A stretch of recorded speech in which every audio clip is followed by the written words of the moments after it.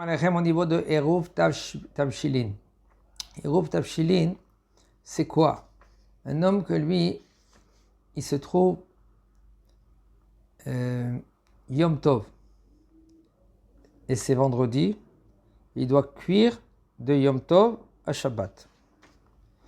Alors là, il faut faire la veille de Yom Tov, il faut faire Eruv Tavshilin, comme ça, il sera permis de cuire Yom Tov pour Shabbat.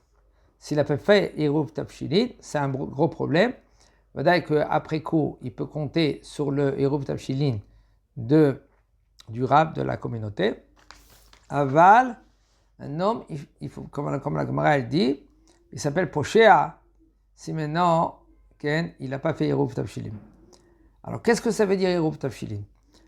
Tout Eruv, en général, assourd de cuire Yom Tov pour le Shabbat. Pourquoi?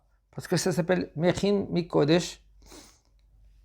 Les Kodesh, même que c'est Mikodesh et Kodesh, ça s'appelle deux Kedushot, mais là, on n'a pas le droit de cuire de Yom Tov à Shabbat. Seulement si maintenant tu as fait Eruv Tavshilin, et là, ça te permet de cuire Yom Tov pour le Shabbat. Maintenant, on va dire que c'est sûr et certain que il faut le faire les Eruv Tavshilin avant que Yom Tov y rentre. Par exemple, si ça tombe Yom Tov vendredi, jeudi, vendredi, après c'est Shabbat.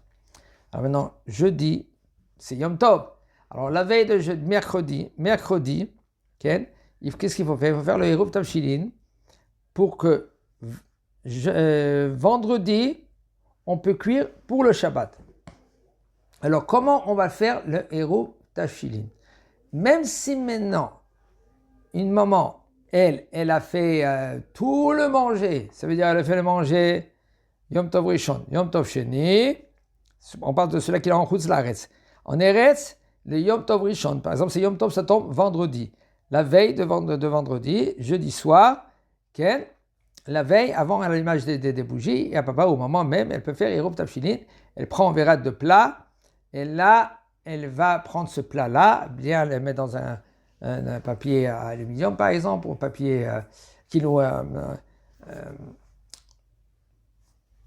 des sachets, un petit sachet, et il va faire la bracha, et ce sera maintenant le Eruv Tavshilin, et c'est bien après d'utiliser, par exemple, en général, il y en a qui font avec un morceau de viande et un pain de Kazait, on verra Bezrat Hashem les détails.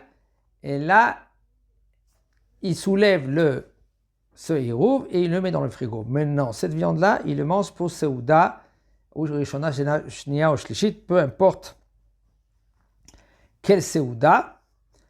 Et aussi le pain, une des Seudotes.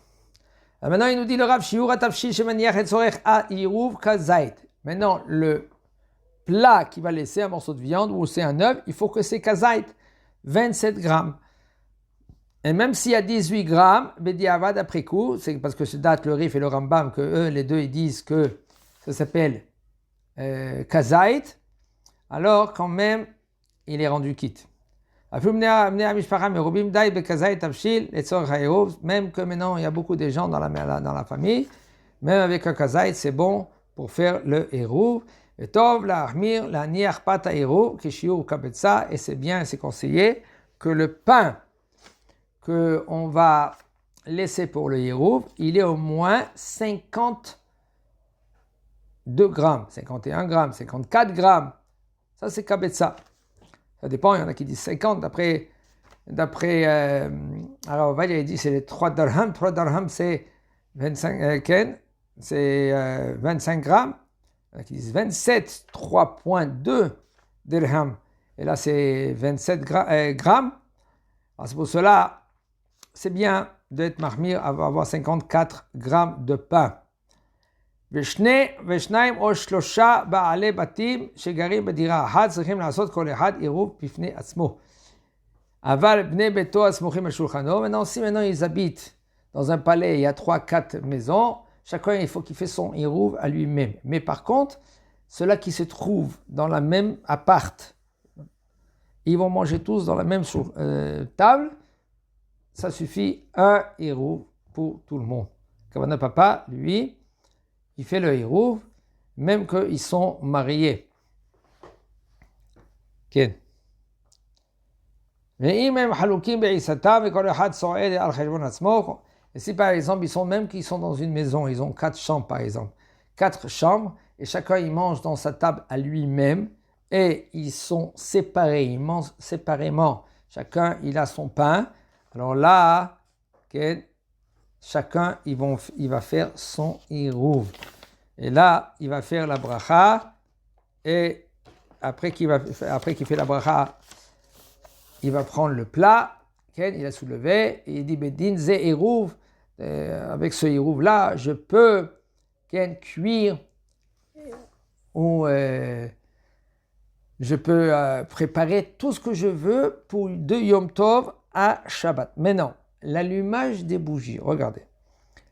Même que maman, elle a préparé tous les plats pour Yom Tov et Shabbat. Ça veut dire, pourquoi je vais faire le Hérouv alors?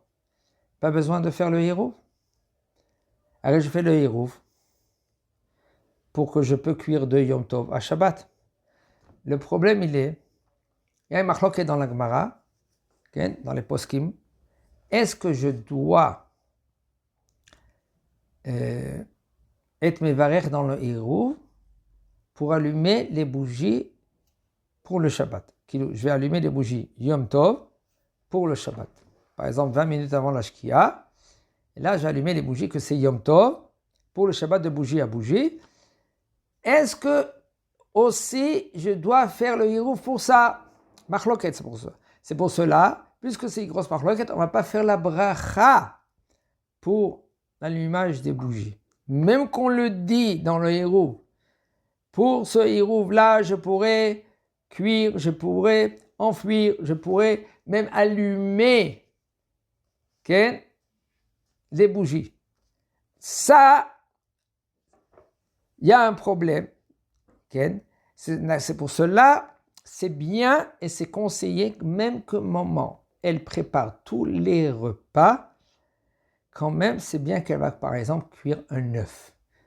Par exemple, si elle a le gaz, elle allume le gaz, de feu à feu, et après, elle éteint, comme on a dit, avec les conditions qu'il faut, d'éteindre le feu, ou elle laisse le feu pour le Shabbat.